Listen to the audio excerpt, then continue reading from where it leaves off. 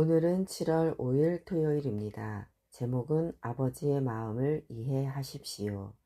아버지의 마음을 이해하십시오. 말씀은 누가복음 9장 56절입니다. 인자는 사람의 생명을 멸하러 온 것이 아니요 구하러 왔노라 하시고. 아멘.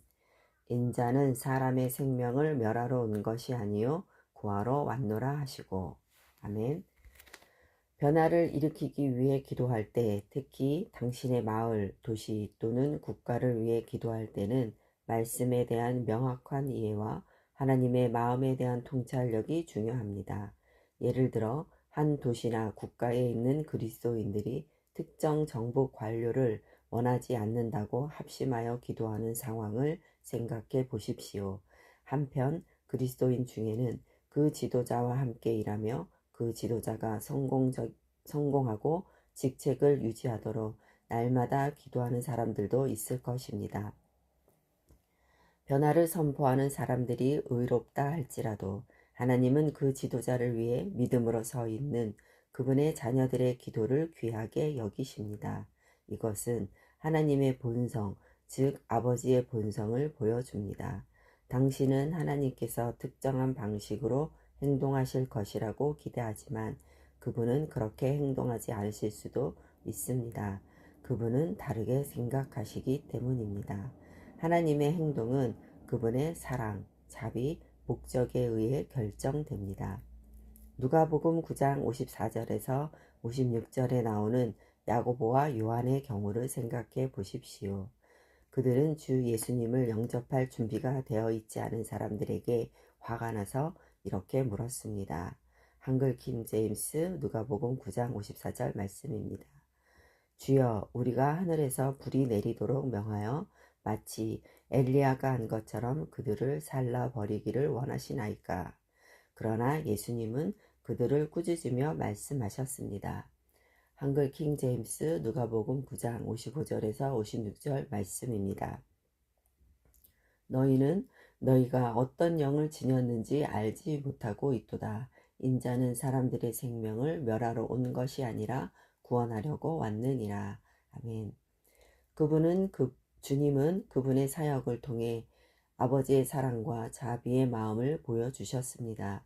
예수님은 자신의 목적을 이해하셨고 아버지의 뜻에 따라 그 목적을 성취하는 일에 헌신하셨습니다. 하나님의 본성은 변함이 없으십니다. 그분은 자유롭고 사랑이 많으십니다.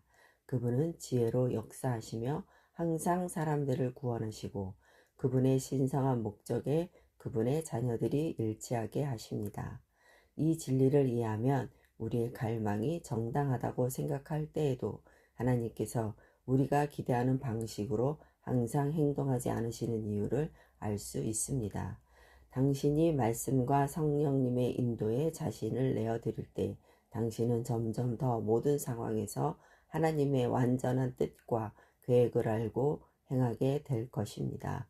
그리고 당신은 방향과 정확성을 가지고 효과적으로 기도할 수 있게 될 것입니다. 아멘. 참고 성경입니다. 요한복음 3장 16절에서 17절 말씀입니다.